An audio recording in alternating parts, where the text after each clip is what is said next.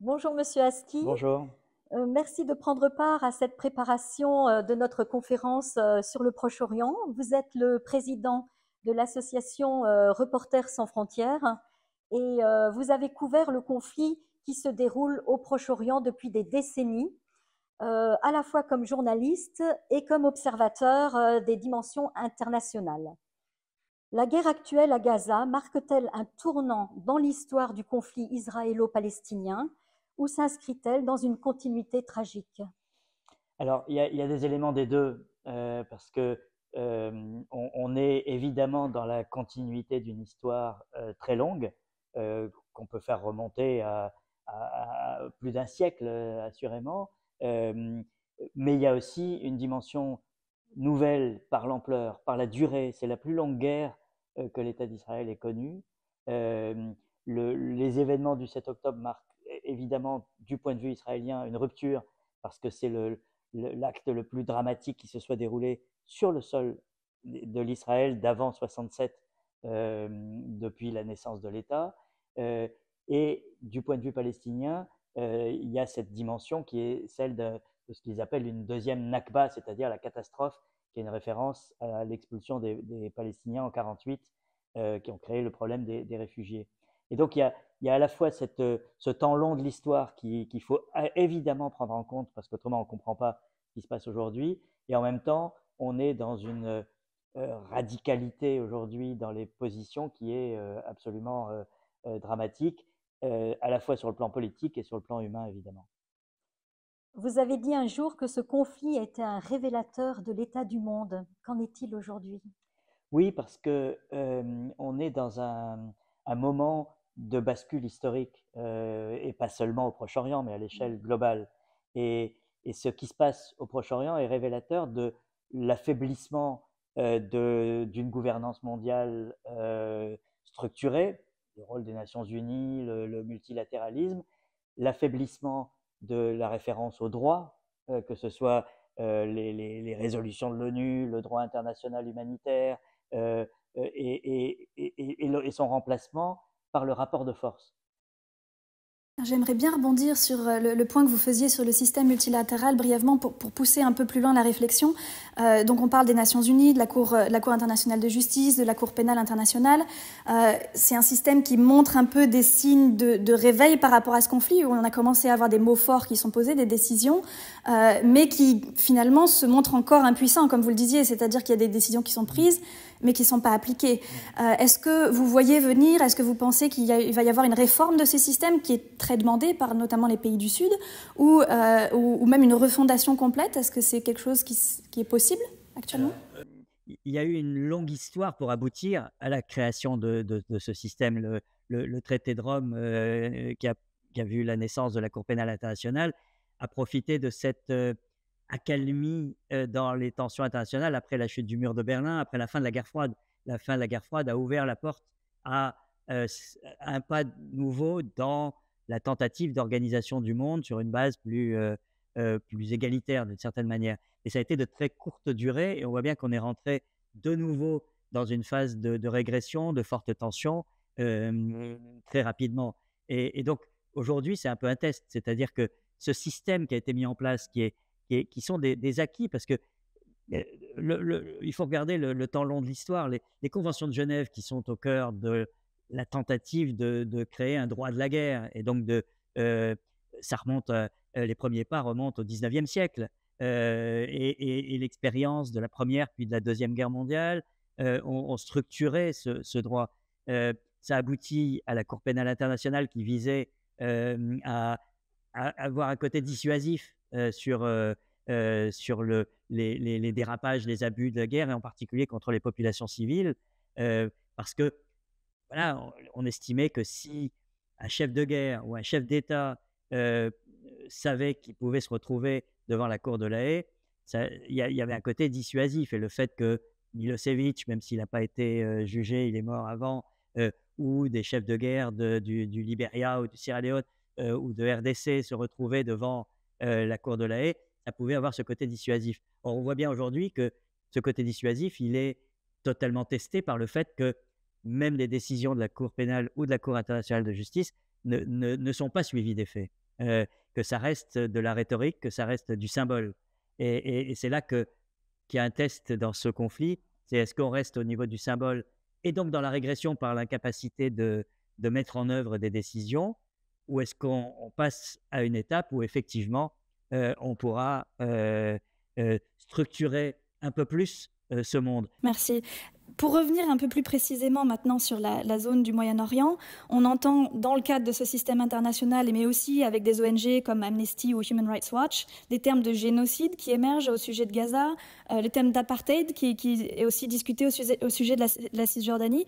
Est-ce que vous pensez que nous sommes face à un tournant juridique justement sur la situation du Proche-Orient ? La Cour internationale de justice a statué à la demande de l'Afrique du Sud, ce qui était déjà intéressant parce que c'était la première fois qu'un pays du Sud, non concerné directement par un conflit, puisque l'Afrique du Sud est étrangère à la zone du Moyen-Orient, saisissait cette Cour pour demander qu'elle dise le droit sur ce qui était en train de s'y produire. Donc déjà de ce point de vue-là, on est dans un précédent qui est intéressant et qui est la prise en main de cet ordre international par d'autres forces que celles qui traditionnellement étaient les ténors de la scène internationale. Mais la Cour internationale de justice a dit dans son avis qu'il y avait un danger, un risque de génocide et demandé à Israël de prendre toutes les mesures pour l'empêcher. C'était il y a déjà plus d'un an et depuis, ça s'est plutôt aggravé qu'amélioré, y compris au niveau déclamatoire, parce qu'une des raisons pour lesquelles la Cour mettait en garde Israël contre ce risque de génocide, c'était les propres déclarations de ses dirigeants civils et militaires. Or, ces déclarations, elles ne se sont non seulement pas calmées, mais elles ont même pris un tour plus dramatique encore sur le châtiment collectif infligé aux Palestiniens, sur la nécessité exprimée par les dirigeants d'extrême droite en particulier, les deux ministres qui sont les plus souvent vocaux sur ces points, Smotrich et Ben-Gvir, qui sont les deux dirigeants de deux partis d'extrême droite, qui veulent à tout prix chasser les Palestiniens de leurs terres.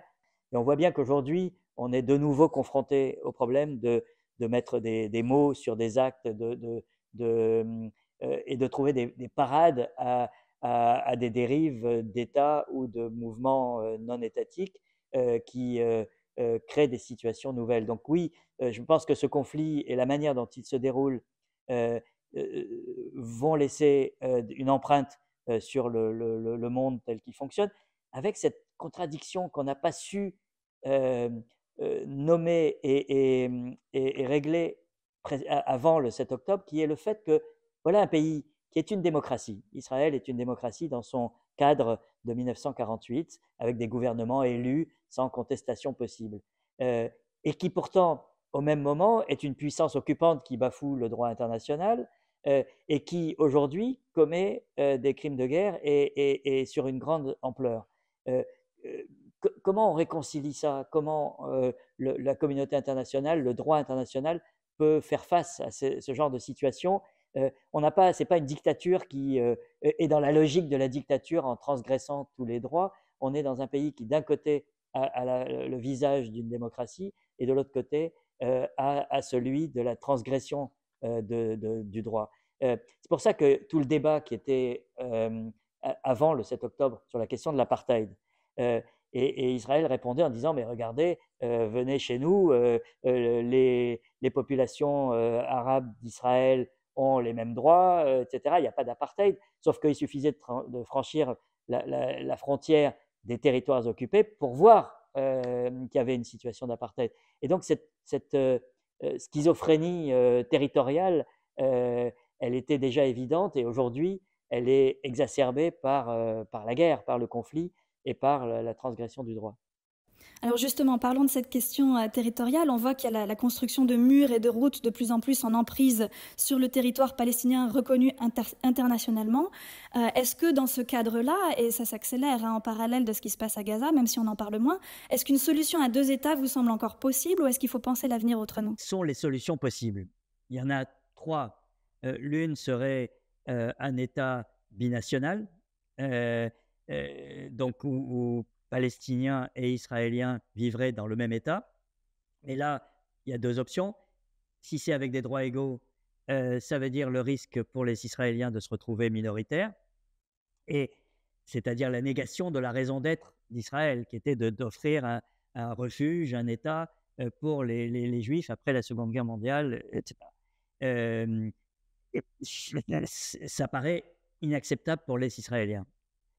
La deuxième option, c'est l'absence de droits égaux. Donc, on aurait un seul État dans lequel une partie aurait des droits, une partie n'aurait pas de droits. On est clairement dans l'apartheid. J'ai vécu en Afrique du Sud, j'étais correspondant en Afrique du Sud à l'époque de l'apartheid.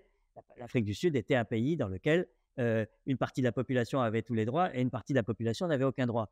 Si c'est ça qu'on veut reproduire, c'est inacceptable moralement, politiquement, et inacceptable pour les populations concernées. Donc, là encore, c'est exclu. Et donc, qu'est-ce qui reste? Il reste la séparation, et c'est la seule option. Donc, oui, l'option des deux États est impossible techniquement aujourd'hui parce qu'il y a les colonies, parce qu'il y a le morcellement, parce qu'il y a l'absence de volonté de l'accepter de la part des Israéliens. Mais d'un autre côté, c'est la seule solution possible. Autrement, il reste la troisième option qui est celle du statu quo, c'est-à-dire ni annexion, ni indépendance, mais ça a produit des conflits permanents et le 7 octobre. Et donc, on peut se dire que le retour au statu quo d'avant le 7 octobre est impossible parce qu'il est générateur de conflits illimités et tout aussi destructeurs. Donc, c'est la seule option raisonnable dont on voit bien qu'elle est quasiment impossible territorialement, etc. Mais voilà, il y avait, puisque vous serez en Suisse au moment où vous regarderez cette interview, les Britanniques, lorsqu'ils ont pris le contrôle, ils ont eu le mandat sur la Palestine après la Première Guerre mondiale, après le démantèlement de l'Empire ottoman, ont proposé un système de cantonisation qui fait penser à la Suisse pour la Palestine, qui, à la réflexion, est une idée absolument géniale. C'est-à-dire, effectivement, vous pouvez avoir un territoire uni dans lequel il y a une véritable autonomie par territoire de peuplement, où chacun gère son territoire à sa manière, et puis un niveau supérieur dans lequel on gère les affaires communes, la défense, les affaires étrangères, etc. Bon, ça a été rejeté par tout le monde à l'époque, donc on parle des années 20, et je ne pense pas que ce soit véritablement réaliste aujourd'hui. Mais c'est peut-être qu'il faut aller vers une solution confédérale, puis fédérale, avec le temps. Mais on voit bien qu'aujourd'hui, la nécessité numéro un, c'est la séparation. Moi, j'étais correspondant à Jérusalem au moment des accords d'Oslo. On parlait à l'époque de réconciliation. Personne aujourd'hui ne parle de réconciliation, pas même de cohabitation dans le même espace. On parle de séparation. C'est la seule option pour qu'on arrête de se massacrer. Le niveau de haine et d'antagonisme est tel aujourd'hui que la séparation est le seul moyen. Et la seule manière de se séparer, c'est effectivement d'envisager deux États. Concrètement, c'est très, très compliqué, mais si on procède par élimination, on voit bien que c'est la seule solution aujourd'hui, même si politiquement, elle est très éloignée et très improbable dans le contexte actuel. Merci. Maintenant, j'aimerais qu'on revienne un peu sur les mouvements qui se sont fait jour un peu dans les pays, notamment occidentaux, par rapport à ce qui se passe depuis le 7 octobre et notamment la répression terrible d'Israël sur la bande de Gaza. On a vu la société civile, on a vu des diasporas, des journalistes, des universités se mobiliser, interpeller les dirigeants des démocraties pour les inviter à prendre position en faveur de la paix et de la justice. Quel rôle, selon vous, peuvent jouer ces acteurs non étatiques en l'absence d'une réponse adéquate de leurs dirigeants? Je pense que c'est d'abord, on est en démocratie, donc c'est salutaire que les sociétés s'expriment. Ça joue un rôle dans la mesure où les gouvernements de pays démocratiques sont quand même obligés de tenir compte des évolutions de leurs opinions publiques. Ce qui explique d'ailleurs une partie de la prudence initiale après le 7 octobre, avec cette peur de mettre de l'huile sur le feu et de déstabiliser les équilibres à l'intérieur de nos sociétés. Après, il y a évidemment aussi l'instrumentalisation politique d'un conflit aussi majeur et aussi polarisant. On voit bien, aussi bien de la part ceux qui ont fait de la cause palestinienne un outil de leur action politique nationale, ou ceux qui ont fait du rapprochement avec Israël le moyen de blanchir leur histoire et leur image, on voit bien qu'il y a des arrière-pensées politiciennes de tous les côtés.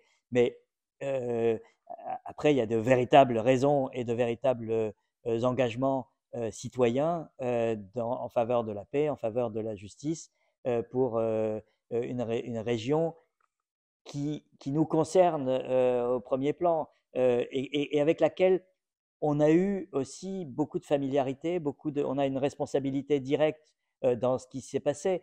La création de l'État d'Israël a été une décision soutenue par les Nations Unies de l'époque, avec le soutien des Européens. La Shoah, c'est un problème européen à la base, qui est quand même ce qui a accéléré la création de l'État d'Israël. Le projet était antérieur, mais et donc on voit bien qu'on est directement concerné par ce qui se passe là-bas et qu'on ne peut pas juste être les spectateurs désintéressés de massacres lointains. Ce n'est pas comme ça que ça se passe. Merci. Dans votre livre, vous racontez l'histoire de cette rencontre donc, entre deux intellectuels qui tournent court, puisque l'Israélien ne comprend pas pourquoi le Palestinien met la Shoah et la Nakba au même plan. Si l'heure du dialogue des mémoires n'est pas encore venue, qu'aimeriez-vous que les jeunes générations comprennent de cette histoire aujourd'hui pour bâtir un avenir différent ? La discussion à laquelle vous faites référence, je pense qu'elle reste capitale pour l'avenir de ces deux peuples. Parce que, donc, je rappelle, c'était juste après les accords d'Oslo, mais j'habitais à Jérusalem et j'étais en contact avec des gens, aussi bien israéliens que palestiniens, qui cherchaient des moyens de dialoguer. Et donc, j'avais invité à dîner chez moi un jour un universitaire israélien et un universitaire palestinien qui m'avaient tous les deux dit qu'ils aimeraient bien rentrer dans un dialogue avec l'autre. Et le Palestinien commence la soirée en disant si on veut se réconcilier, puisque c'était le projet à l'époque, on doit rentrer dans la tête de l'autre et comprendre quels sont vos traumatismes, vos peurs et voilà, ce qui vous façonne votre inconscient en tant qu'Israélien. Et il dit, nous, les Palestiniens, dit-il, nous avons sous-estimé la Shoah, puisqu'on s'était dit, c'est une histoire européenne, ça ne nous concerne pas, on n'a pas à rentrer dans cette histoire. Et il dit, c'était une erreur parce que c'est ce qu'il y a dans votre tête. Vous, les Israéliens, vous êtes les survivants de la Shoah, vous êtes traumatisés par cette peur de disparaître, de l'extermination. Et donc, nous devons prendre en compte cette réalité-là. Donc, l'Israélien était très content d'entendre ça, ce qui est un discours relativement inhabituel chez les Palestiniens. On le retrouve chez Edouard Saïd, par exemple, dans certains de ses textes. Il parle beaucoup de ça et il a beaucoup écrit là-dessus. Mais voilà, c'était relativement nouveau sur le terrain. Mais le Palestinien continue et il dit, vous, les Israéliens, vous devez comprendre quel est notre traumatisme à nous. Et ce traumatisme, c'est la Nakba. La Nakba, donc la catastrophe en arabe de 1948, l'expulsion des Palestiniens qui sont transformés en réfugiés au Liban, en Jordanie, etc.